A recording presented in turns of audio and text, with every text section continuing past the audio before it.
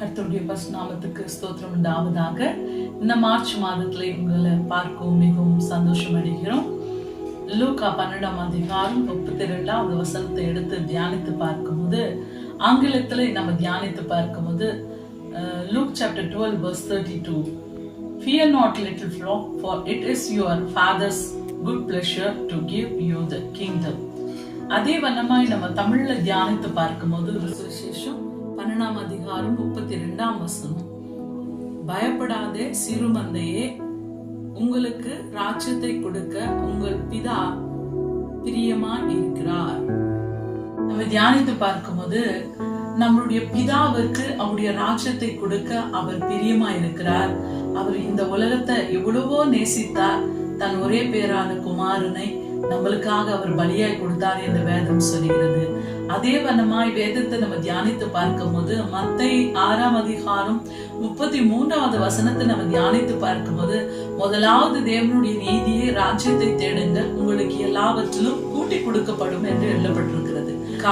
கர்த்தராகிய ஆண்டவர் நம்மளை ஆசீர்வதிக்கிற தேவன், நம்ம வாழ்க்கையை பரிசுத்தப்படுத்துகிற தேவன், நம்மளுக்கு அனுகிரகமாய் பரலோக ராஜ்யத்தை கொடுக்கிற தேவன், நம்ம பாவத்தை மன்னித்து நம்மளை பரிசுத்தவான் சந்ததிகளாய் மாற்றுகிற தேவன். அதனால என் அன்பின் சகோதரிய சகோதரன், இயேசு கிறிஸ்துவானவர் தன் சீசர்களுக்கு கற்றுக் கொடுத்த காரியம் என்னவென்றால், அவர் சொல்ற காரியம், சின்ன மந்தையே நீங்க பயப்படாதீங்கள், கர்த்தருடைய ராஜ்யம் உங்களுக்காக கொடுக்கப்பட்டிருக்கிறது. அதனால நம்ம எந்த காரியத்தை குறித்து பயப்படாமல் ஆண்டவருக்காக நம்ம ஜீவிக்கிற பிள்ளைங்க, பிதா ஆனவர் நன்மையான ஈவுகளை நம்மளுக்காக வைத்திருக்கிறார்.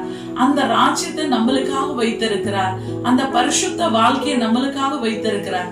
அதனால என் அன்பின் சகோதரிய சகோதரன், நம்ம வாழ்கிற கொஞ்ச நாட்களின் வாழ்க்கையில ஆண்டவருக்கு நம்ம பிரதம ஸ்தானத்தை கொடுப்போமா? ஆண்டவருக்காக ஜீவிக்கிற அந்த வாழ்க்கை ஆண்டவருக்கு பிரியமாய் நம்ம வாழலாமா?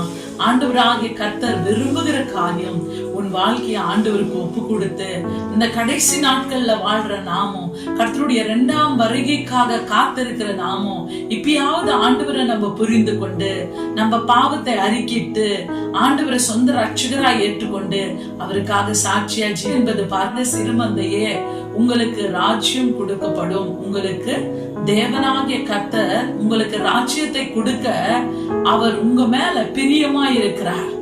ஏன்னா அவர் நம்ம மேல பிரியப்படுகிற தேவன், அவர் நம்மளை நேசிக்கிற தேவன்.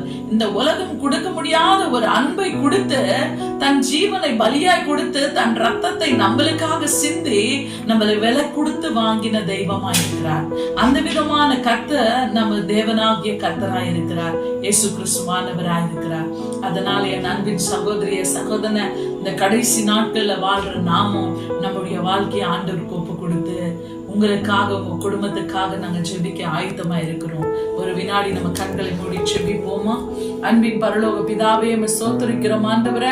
இதோ ராஜா, அந்த புதிய மாதத்திலே ஆண்டவரே, ஒவ்வொரு குடும்பங்களுக்காக நாங்க பாரப்பட்டு ஜெபிக்கிறோம் ஆண்டவரே. ஒவ்வொரு குடும்பங்கள் இருக்கிற பிரச்சனைகள் மாறட்டும், சூழ்நிலைகள் மாறட்டும் ஆண்டவரே. இயேசு கிறிஸ்துவை சொந்த ரட்சகராய் ஏற்றுக்கொண்ட ஆண்டவரே, எல்லா விதமான போராட்டங்களை பிரச்சனைகளை நீக்கி போட்ட ஆண்டவரே, ஒவ்வொரு குடும்பங்கள் ரட்சிக்கப்படத்தக்கதாக ஆண்டவரே. அப்பா, சிறுமந்தைய பயப்படாது என்பது சொன்னீர் ஆண்டவரே. அப்படி ஒவ்வொரு குடும்பங்களுக்கு ஆறுதலை கொடுத்து நீங்க நடத்துகிற தெய்வம் என்று விசுவாசிக்கிறோம் ஆண்டவரே. நீங்க கொடுத்த அதிகாரத்தை கொண்டு பிதா குமாரன் பரிசுத்தாவின் நாமத்தினால் ஒவ்வொரு குடும்பங்களை ஆசீர்வதித்து ஆண்டவரே வாழ்த்துகிறோம் ஆண்டவரே.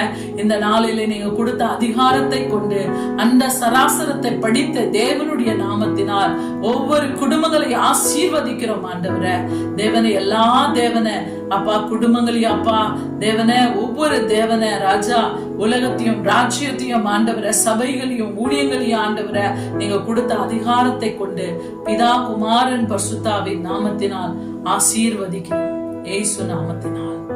ஆமென். Praise the Lord. God bless you. God be with you.